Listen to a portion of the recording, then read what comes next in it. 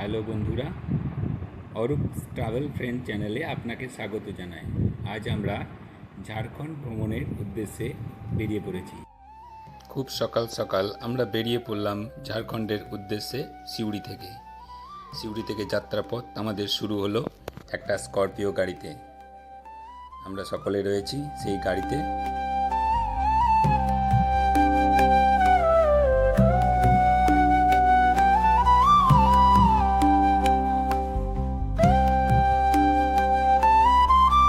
রাস্তার মধ্যে টিফিন সেরে নিলাম নালা, ঝাড়খণ্ডের একটি জায়গায়।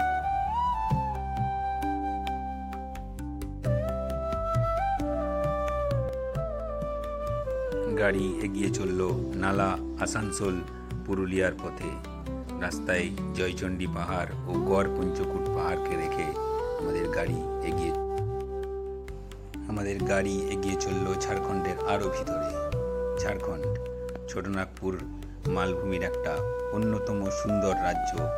এখানে রাস্তায় যেতে যেতে দুপাশে প্রচুর সুন্দর সুন্দর পাহাড় আর ঘন শাল পাইনের জঙ্গল দেখলে মন একদম হারিয়ে যায়, যেটা আমরা রাস্তার দুই পাশে দেখতে পাচ্ছি সমস্ত জায়গায়।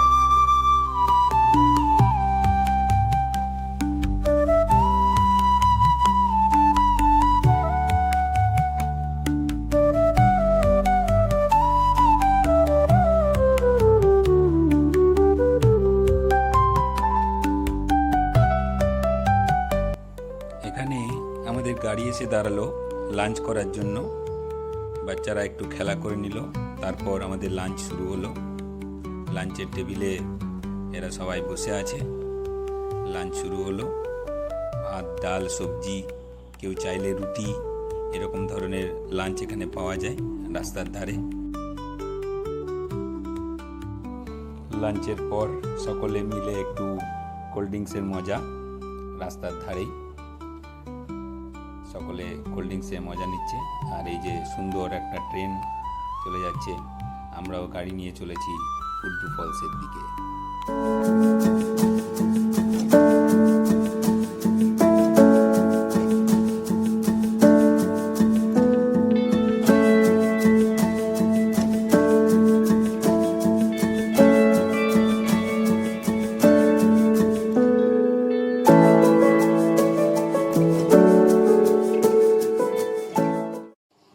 আমরা এখন হুড্ডু ফলসে পৌঁছে গেছি।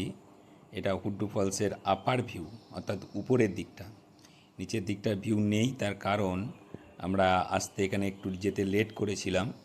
4টের পর এখানে নিচের ফলস দেখা বন্ধ হয়ে যায়, তাই আমরা উপরের দিকে গেলাম। আর এই যে সুন্দর ভিউ উপরের দিকেও দেখতে পাওয়া যায়, সেটা অনুভব করলাম।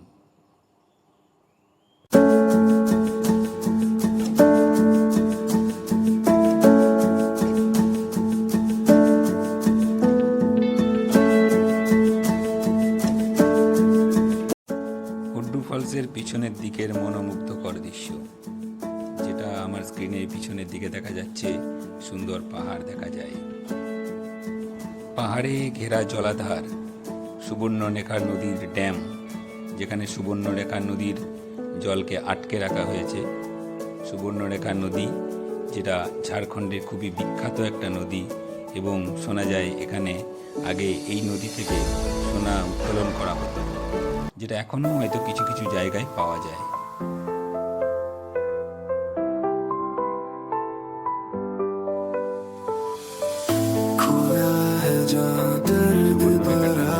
আমাদের সকল বন্ধুরা মজা নিচ্ছে এবং বাচ্চারাও মজা নিচ্ছে। পাত্রাতু ভ্যালিতে পৌঁছে গেছি আমরা, সেই জিগজ্যাগ রোড, যার নাইট ভিউ এখানে দেখা যাচ্ছে। রাতের বেলায় দেখতে জিগজ্যাগ রোডটা অত্যন্ত সুন্দর। দূরে লাইটের চিহ্ন, এগুলো সব পাত্রাতু ভ্যালির যে শহর, সেখানটার চিহ্ন দেখা যাচ্ছে। আর পাত্রাতু লেকটা রাত্রিবেলায় দেখা যাচ্ছে না, ওটাকে দিনের বেলায় দেখা যায়।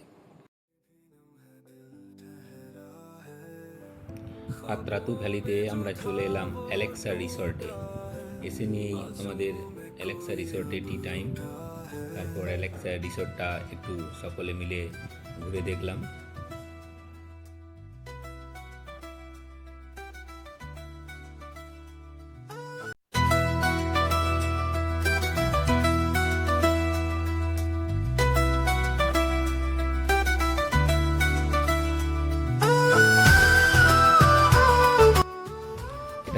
অ্যালেক্সা রিসর্টের সুইমিং পুল, এখানে বাচ্চারা মজা নিচ্ছে এবং আমরা সকলে এই সুইমিং পুলে একটু মজা করলাম, একটু ফ্রেশ হয়ে নিলাম।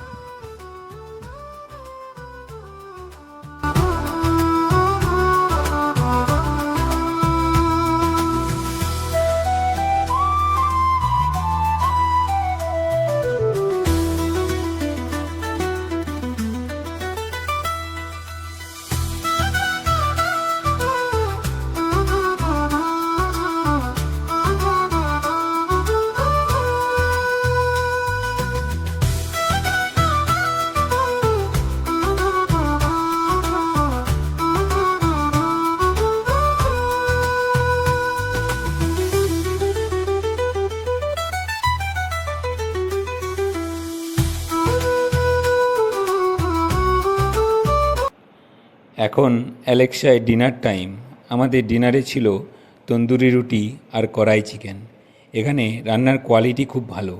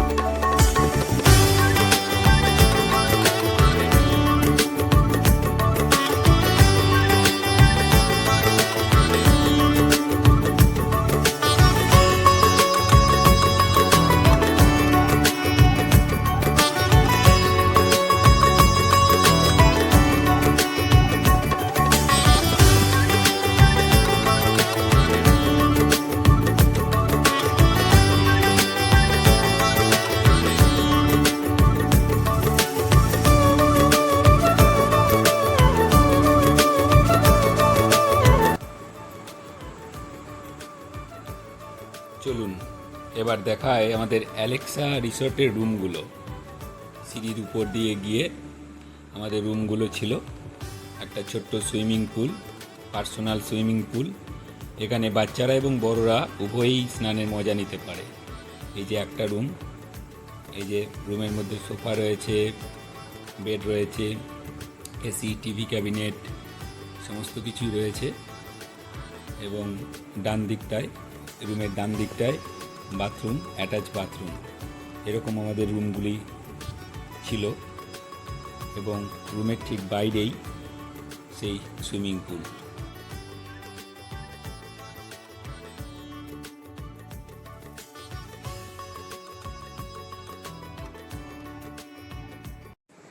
এটা হলো রিসর্টের রুমের জানলা থেকে বাইরের ভিউ। বাচ্চারা নিজের মতো মজা নিচ্ছে। এই যে রুম থেকে বাইরের পুরো পাহাড়টা দেখা যায়। সামনে একটা ছোট্ট নদী বেরিয়ে এসছে, যার ঝর্ণাটা মিশেছে পাত্তা তুলে। আর ওই যে দূরে জিগজ্যাগ রাস্তার ভিউ দেখা যায়।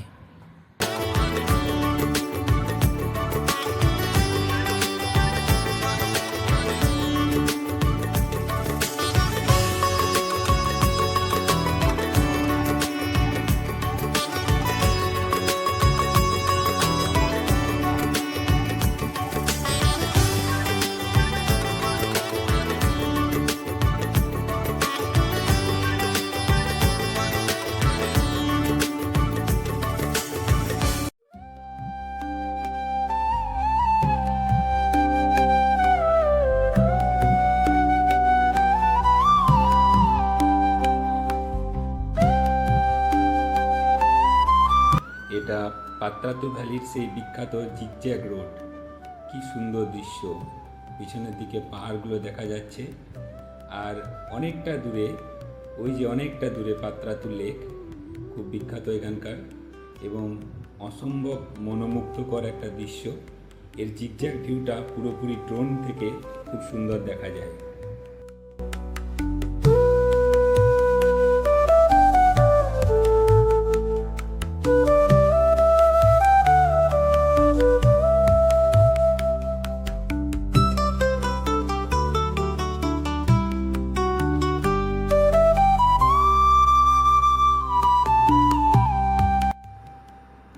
আমরা রাঁচি পৌঁছালাম। রাঁচিতে এমএসডির বিখ্যাত বাড়ি। এমএসডি মানে মহেন্দ্র সিংহ ধোনি, ভারতীয় দলের ক্যাপ্টেন এবং খুব ফেমাস প্লেয়ার, সবাই জানে তার বাড়ি। এটা পৈতৃক ভিটে, এখানে ধোনি অনেক দিন কাটিয়েছে। এখন এখান থেকে কিছুটা দূরে একটা ফার্ম হাউসে থাকে।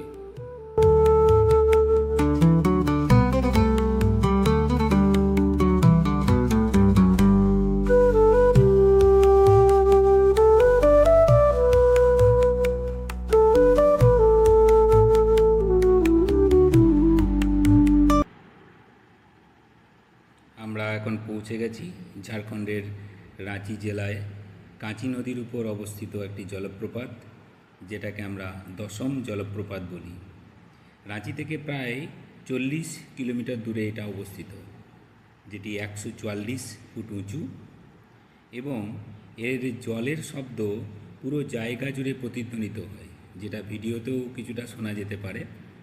এর জল খুবই পরিষ্কার এবং স্বচ্ছ, তবে স্নান করতে গেলে খুব সাবধানে নামতে হয়, অনেক বিপদের সম্ভাবনা রয়েছে।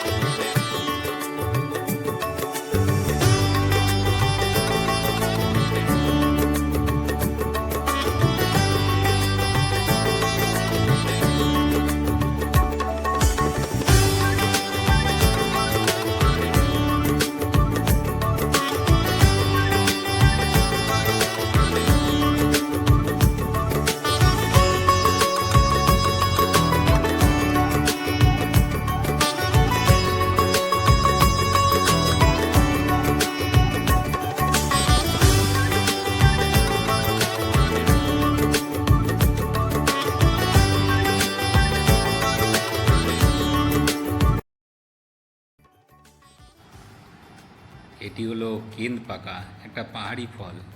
এখানকার আদিবাসীরা বিক্রি করে, খেতেও খুব সুন্দর, অনেকটা সবেদার মতো। এখানে এলে খেয়ে দেখতে পারেন।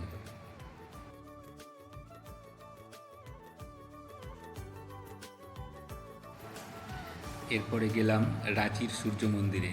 এখানকার একটা অন্যতম দর্শনীয় স্থান রাঁচির সূর্য মন্দির, গেলে অবশ্যই একবার দেখে আসবেন। এরপর আমাদের লাঞ্চ শুরু হলো। রাস্তায় একটি হোটেলে আমাদের লাঞ্চ, বিরিয়ানি, কেউ ভাত, ডাল, সবজি সহ আমাদের লাঞ্চ সম্পূর্ণ হলো।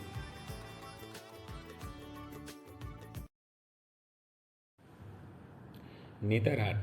নেতারহাট যাওয়ার আগে নেতারহাট সম্পর্কে কিছু কথা বলি। নেতার শব্দের অর্থ বাঁশ। নেতারহাট হলো ঝাড়খণ্ডের লাতেহার জেলায় অবস্থিত একটি হিল স্টেশন। এটি সর্বোচ্চ হিল স্টেশন ঝাড়খণ্ডের। ইংরেজ শাসনকালে ইংরেজরা গ্রীষ্মের ছুটি কাটানোর জন্য এই জায়গায় এসেছিল। এই জায়গাটি পশ্চিমবঙ্গের কালিম্পংয়ের মতোই। এই জায়গার উচ্চতা 1128 মিটার এবং একটি আদর্শ টেবিল ল্যান্ড। এখানকার মাটি ল্যাটেরাইট।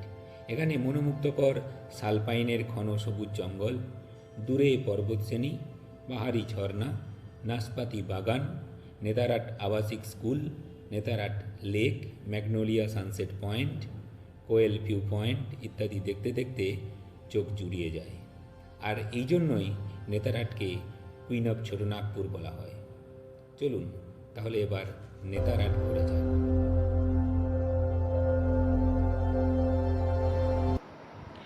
এখন আমরা চলে এলাম ম্যাগনোলিয়া সানসেট পয়েন্টে।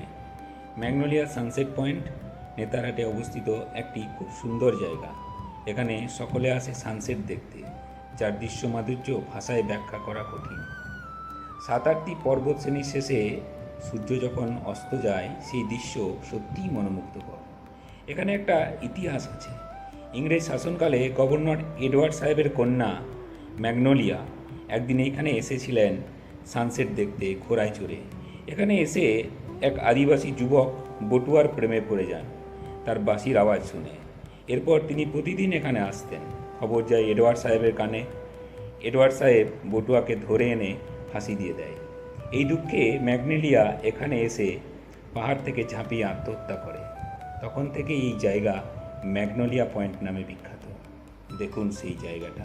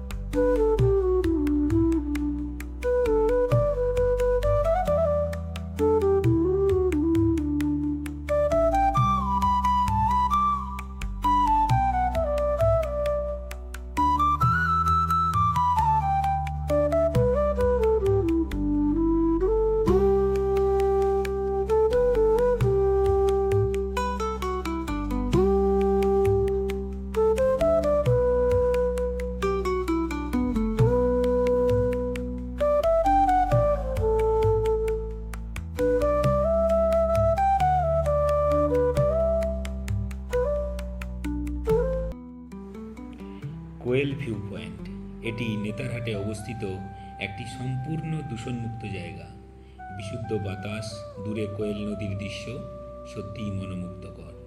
এখানে 5 মিনিটে বসে প্রকৃতির রূপ আস্বাদন করলে মনের যাবতীয় দুশ্চিন্তা দূর করে মন ভালো করে দেয়। এখানে একটি রিসর্টও রয়েছে, কেউ চাইলে এখানেই থাকতে পারেন।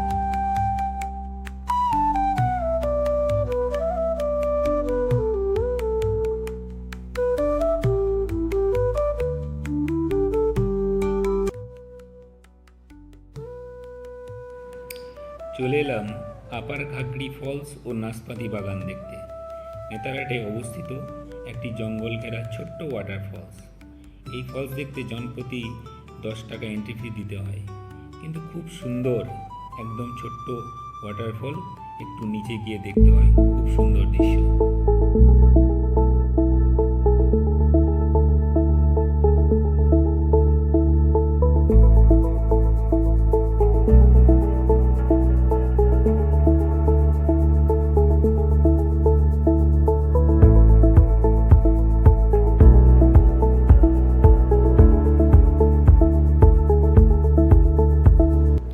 নেতারহাট গেলে নাশপাতি বাগান অবশ্যই দেখতে হবে। এখানে আপার ঘাগড়ি ফলসের কাছে প্রচুর নাশপাতির গাছ, প্রচুর নাশপাতির বাগান। আমরা গেছিলাম মে মাসের শেষের দিকে, সে সময় প্রচুর নাশপাতি ধরে আছে, একটু কাঁচা কিন্তু খেতে যথেষ্ট ভালো। আমরা সকলে টেস্ট করেও দেখলাম সেই নাশপাতি।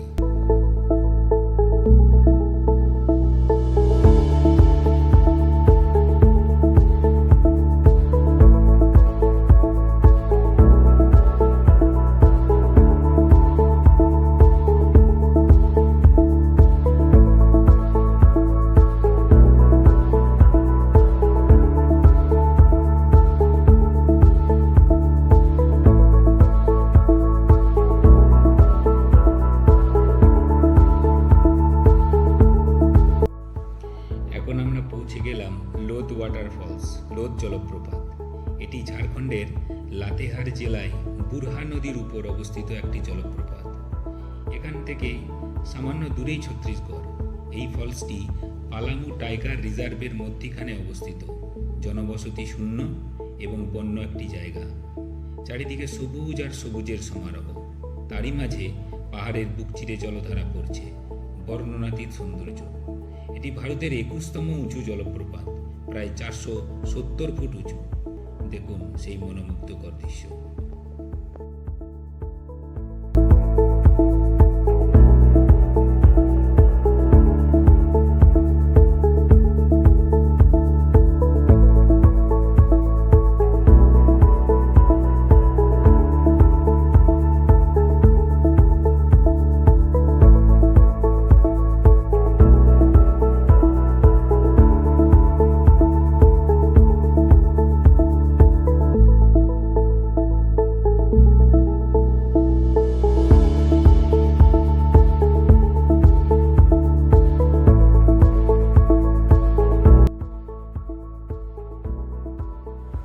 লোধ ওয়াটারফল দেখতে এলে দেশি চিকেন খেতে কিন্তু ভুলবেন না।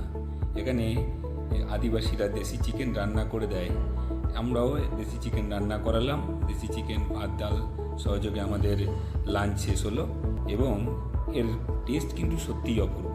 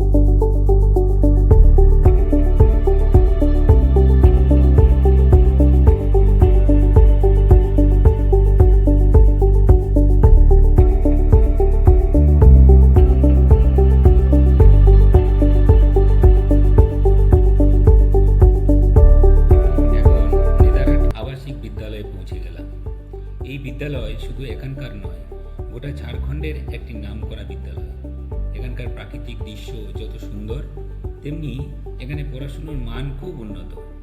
এখান থেকেই পড়াশুনো করে অনেকেই আইপিএস আইএএস হয়েছেন। প্রায় 500 জন আবাসিক ছাত্র এখানে পড়াশুনো করে। বিদ্যালয়ের একজন গাইড পুরো বিদ্যালয়টা আমাদের ঘুরে দেখালেন এবং নেতারহাটের সমস্ত কাহিনী আমাদের শোনালেন। তবে নেতারহাটের এই বিদ্যালয় ঘুরে দেখতে গেলে কর্তৃপক্ষের অনুমতি কিন্তু আবশ্যক।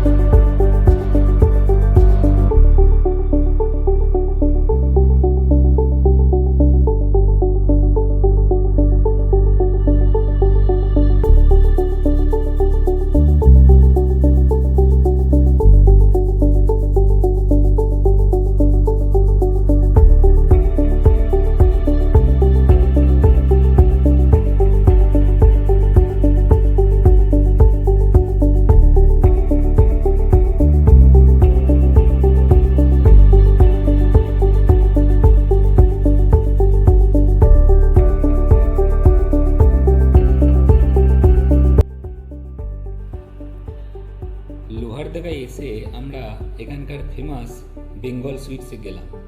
বেঙ্গল সুইটসের মেন ব্রাঞ্চে আমরা ইডলি, ধোসা, দই বড়া, মিষ্টি ইত্যাদি সহযোগে টিফিন সারলাম।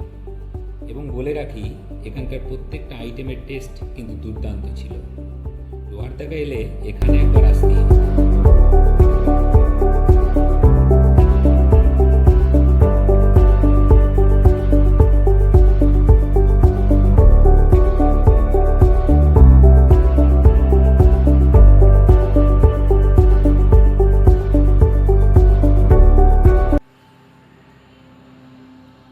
আমরা এখন রাজারাপ্পা ছিন্নমস্তা মায়ের মন্দিরে পৌঁছে গেলাম। এই জায়গাটি ঝাড়খণ্ডের রামগড় জেলায় রাজারাপ্পায় অবস্থিত একটি হিন্দু তীর্থস্থান। রাঁচি শহর থেকে 80 কিলোমিটার দূরে এবং রামগড় ক্যান্টনমেন্ট থেকে প্রায় 25 কিলোমিটার দূরে এই জায়গা। এই মন্দিরটিতে ঝাড়খণ্ড, বিহার এবং পশ্চিমবঙ্গ থেকে ভক্তরা মায়ের পুজো দিতে আসে। মন্দিরটি তান্ত্রিক স্থাপত্যশৈলীর জন্য জনপ্রিয়। এই মন্দির চত্বরে প্রচুর সাধু তান্ত্রিকদের বাস। এটি মায়ের একটি সিদ্ধপীঠ। মা এখানে ছিন্নমস্তা রূপে পূজিতা হন। ভক্তরা মনোকামনা পূরণে ছাগ বলিও দেন। মন্দিরের পাশে রয়েছে একটা সুন্দর ভূপ্রাকৃতিক দৃশ্য। এখানে দামোদর নদীর উপর ভৈরবী নদী ঝর্ণার আকারে পড়ছে এবং একটি ক্যানিয়ন সৃষ্টি করেছে।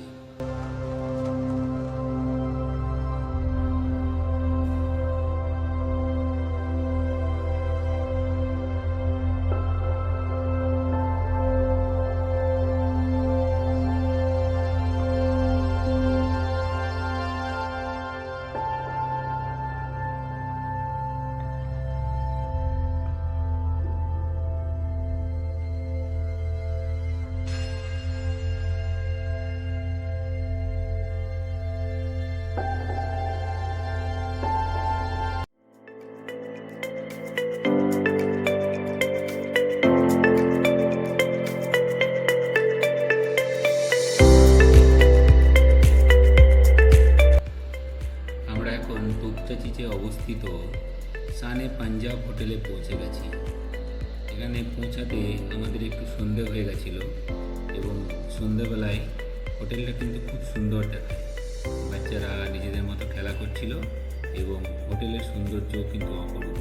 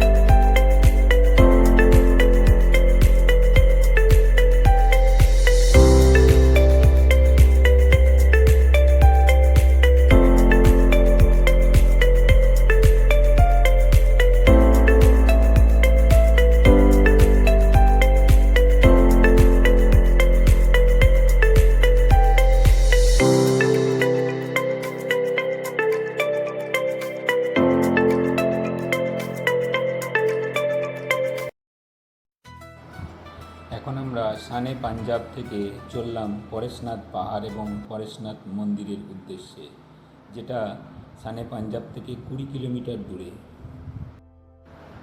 এই পাহাড়ে উঠতে গেলে পায়ে হেঁটে বা ডুলি করে অথবা ভাড়ার বাইক পাওয়া যায়। বাইক ভাড়া জনপ্রতি 500 টাকা। আমরা বাইক রাইড নিলাম।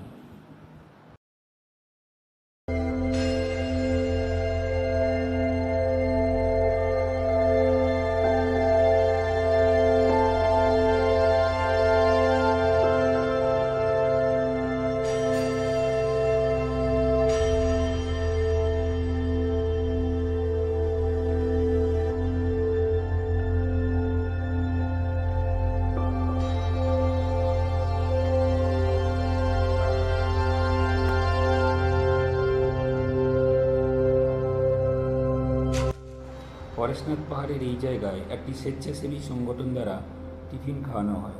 অভিযাত্রীরা চাইলে এখানে টিফিন করতে পারে।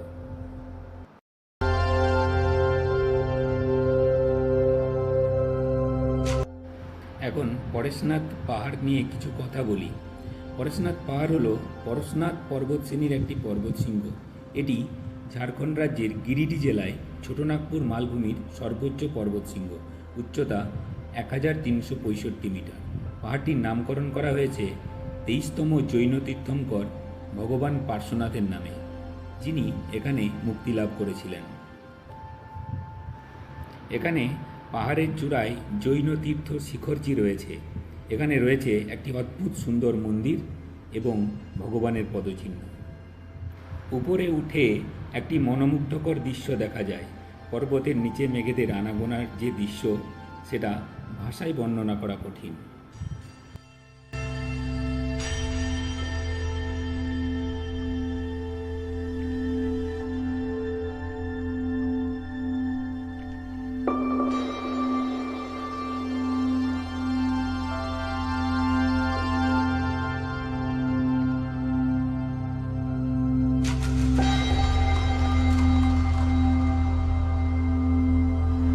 পরেশনাথ মন্দির থেকে নেমে আমরা মধুবন শহরে শ্রী সমেত শিখর তলেটি তীর্থ, একটি জৈন মন্দির দেখতে এলাম। এই মন্দিরটা এখনও তৈরি হচ্ছে। গত 10 বছর বা তারও বেশি সময় ধরে এটা তৈরি হচ্ছে। পুরো শ্বেত পাথরের একটা মন্দির, অসম্ভব সুন্দর তার কারুকার্য। আপনারা এলে পরে এখানে অবশ্যই আসবেন এবং এটা হয়তো আগামী আরও 5 বছর পর এটা কিন্তু সম্পূর্ণ মাত্রায় চালু হয়ে যাবে এবং তখন এর সৌন্দর্য কিন্তু আরও বিকশিত হবে।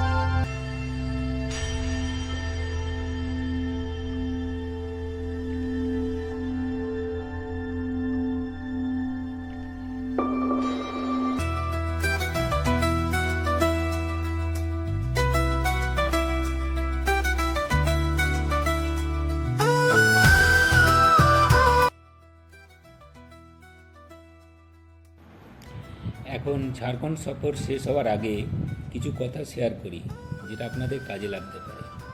আমাদের ট্যুর ছিল 4 রাত 5 দিনের জন্য এবং ঝাড়খণ্ডের বেশ অনেকটা জায়গা আমরা কভার করলাম। এই ট্যুরে আমরা খুব এনজয় করেছি। ঝাড়খণ্ডের প্রাকৃতিক দৃশ্য সত্যিই দেখার মতো। যারা ভিড়ভাট্টা এড়িয়ে শান্তিতে কয়েকদিন কাটাতে চান, তারা অবশ্যই একবার ঝাড়খণ্ড ভ্রমণ করুন। গ্রীষ্মকালে পাহাড়ি আবহাওয়া খুবই মনোরম।